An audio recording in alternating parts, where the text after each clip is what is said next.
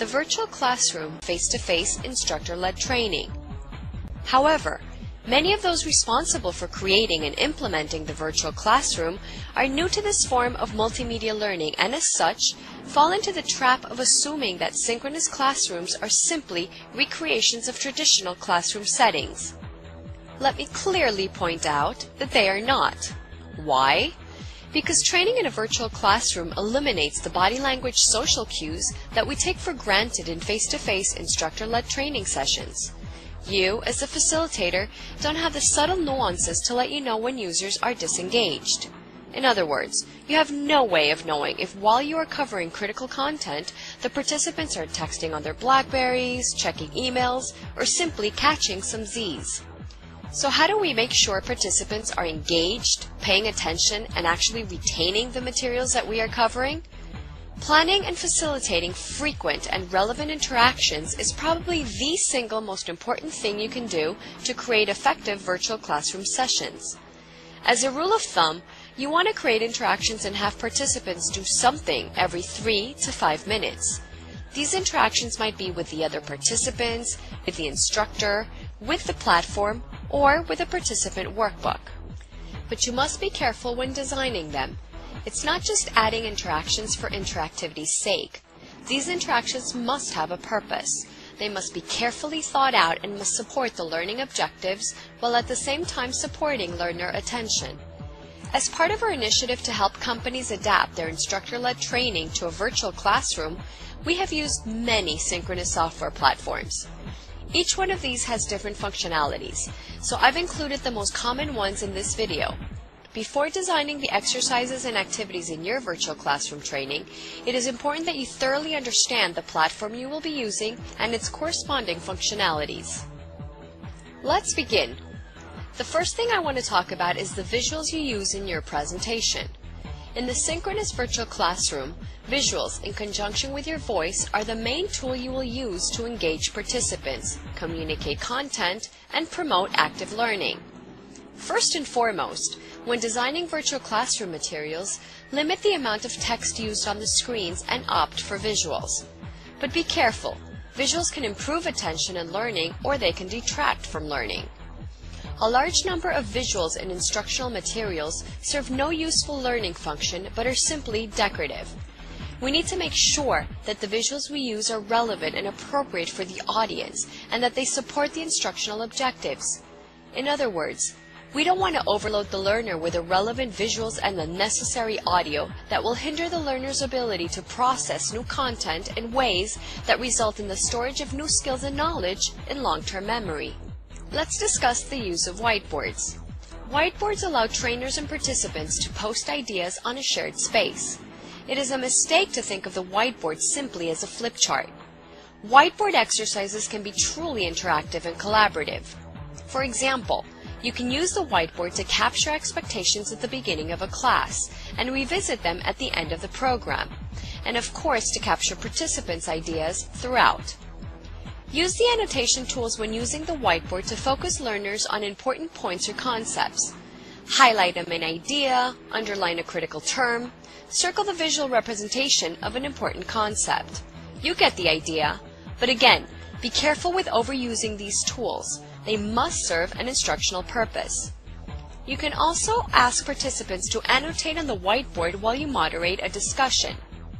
Whiteboards can also be used for icebreakers like crossword puzzles or Jeopardy games, just to name a few. Remember, games can be very engaging and useful to reinforce concepts. Let's continue with text-based chat, which allows the participants and trainer to communicate with one another through text messaging. It is most commonly used to ask open-ended questions or request technical assistance. Chat exercises engage those learners who need to stay active. Using chat ensures that everyone can have his or her opinion heard by at least the trainer, if not everyone in the classroom. If participants are chatting about content-related ideas, it can provide clues to the trainer. Perhaps the content presented is too difficult for some in the audience. If there is a sharp increase in text communication, it is probably a good time to wrap up your thoughts, take a break, or review the information presented.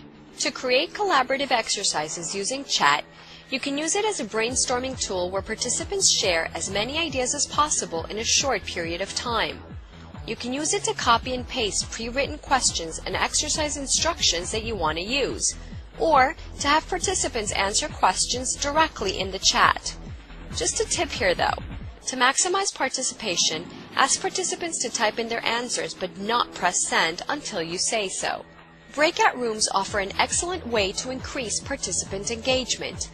They are used just as you would use them for any small group activity in the face-to-face classroom. You can break the class into small groups to explore case studies or complete group exercises, or to make each group share a different software application. You can use other tools like the Whiteboard or synchronized web browser within each breakout room. Groups should be small enough to promote everyone's involvement, but large and diverse enough to yield different perspectives to an exercise or activity. Breakout activities should be structured and brief. Provide a focused exercise or scenario. A leader should be assigned for each group. The leader should start the activity, ensure everyone participates, and serve as the spokesperson when you bring all the groups back into the main room to debrief. Always monitor the discussions in each breakout room and provide feedback as needed.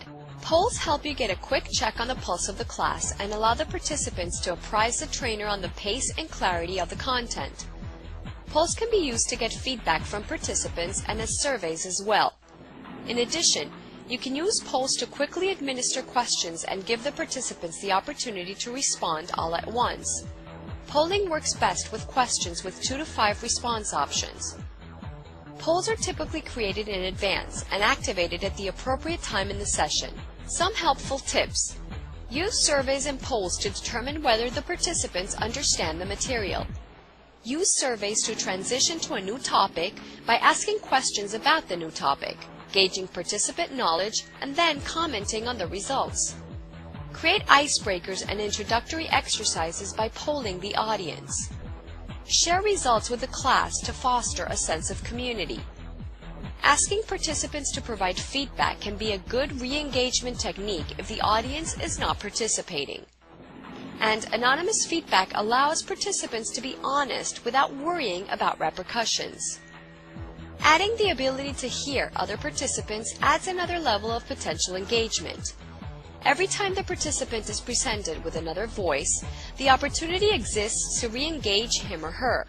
Discussion is one of the most effective ways to enhance collaborative exercises, so don't rely exclusively on one voice delivering all of the training.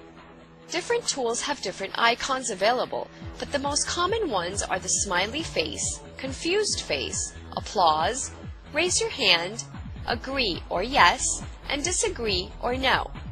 These icons are invaluable tools to increase participation and engage participants. They are also useful to identify confusion or understanding. You should ask participants frequently throughout the session if they understand everything or if they have any questions, and encourage participants to use the icons to answer. You should also encourage spontaneous use of the icons. Participants should feel that they can raise their hand to ask a question at any moment, or they can applaud a colleague's response if they find it useful. All this will help participants feel engaged and encourage active participation throughout the session. So there you have it, using different functionalities to deliver engaging virtual classes in under 10 minutes. Remember that frequent and effective use of your platform's functionalities is the single most important technique for successful virtual training session. I hope you liked this video as much as I enjoyed making it. Before I let you go, I have some homework for you.